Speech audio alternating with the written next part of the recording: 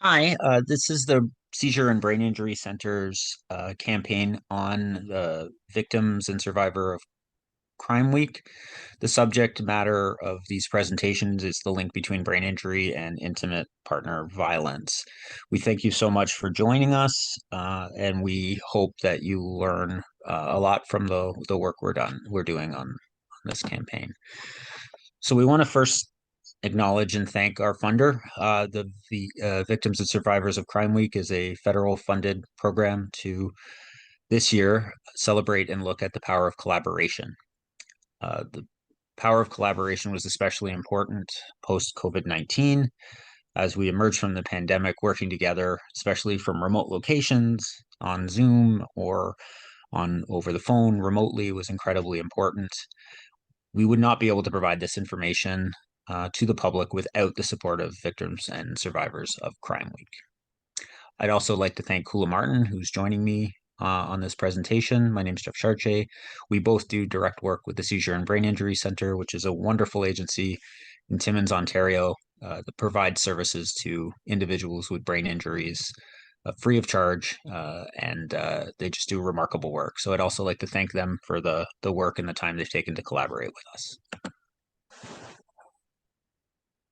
Brain injury and intimate partner violence intersection.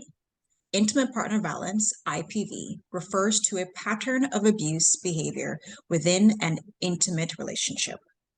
Brain injury refers to the damage or trauma to the brain, resulting in impairments in cognitive, physical, emotional, or behavioral functioning. The intersection occurs when individuals who experience an IPV also sustain a traumatic brain injury, a TBI, or acquired brain injury, ABI, as a result of this injury. The cycle of violence in IPV increases the risk of brain injuries for survivors. So, an overview of the agenda this week, we're going to do daily posts. We're going to focus on the types of brain injuries, the physical and emotional impacts of these injuries and the events that cause them, the challenges that are faced by survivors of intimate partner violence and brain injury.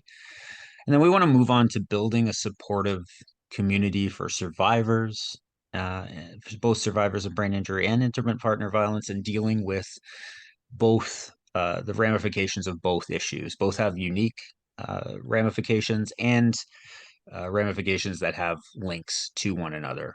The week will end with a 90-minute presentation on collaborative work, addressing subjects such as technology, uh, the direct service work that can be done, and we really want to focus on the future, what can be done moving forward as we are kind of embracing a new normal, one that both has in-person services and remote services, one that has information flowing that's a little less restrictive in terms of geographical borders or limitations, and what we can do to our advantage now that we have these new things at our disposal.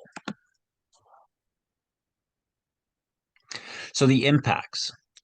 So understanding the impacts involves first recognizing brain injury as a potential consequence of intimate partner violence. Many times, people in the position of dealing with a crisis, dealing with someone in the immediate aftermath, this is a very adrenaline filled situation. This is a situation where you're trying to find immediate solutions to problems. And what we have found in some of the work we've done is the questions about brain injury aren't always asked, sometimes not by first responders or people in emergency medical services, and sometimes it's not necessarily addressed after that. Understanding the unique needs and challenges once a potential brain injury is identified is something that's incredibly important. Awareness of these things ensures that survivors actually access appropriate support. That appropriate support can result in medical diagnosis. That medical diagnosis can result in income or access to new services.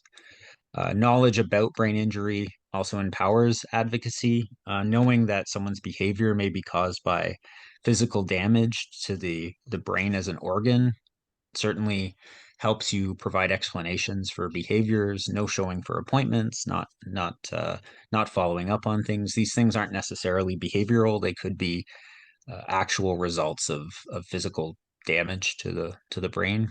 We want to improve the understanding of the relationship between brain injury and IPV, because it also informs what we can do early on. And early intervention is really important with respect to how people rehabilitate from an injury.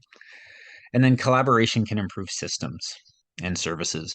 If we know these things and if we know the prevalence of these things, we can actually build new services and new processes that make the community more adaptive and agile to fit the needs of these survivors.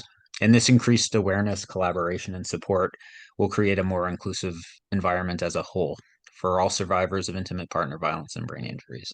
So the more work we do in this area, the more foundation we'll have to build upon services in the future. So here's what we know. Some of this information is going to be unreported, but this is what we know so far. Approximately 40 to 60% of survivors of IPV, intimate partner violence, in Canada have experienced a traumatic brain injury, that's a TBI, as a result of the injury that of the abuse that they have been experiencing. Among the women who have experienced an IPV, it's estimated that 92% have sustained a head or facial injury, either from a punch, a hit, fall, push down the stairs. These injuries can affect the brain. These statistics indicate a significant prevalence of brain injury among survivors of IPV in Canada. Although we have these numbers, there are more numbers that have gone underreported. So thank you for attending this brief introduction to our Victims and Survivors of Crime Week campaign. We will be posting different types of media each day. It might be an infographic, it might be a video, it might be a testimonial, but we ask you to come back to whatever social media source you found this information on, and view it. And if you can post and repost and ensure that this material is shared, we'll really be better off for it and will really help us accomplish the goals of this initiative. Thank you.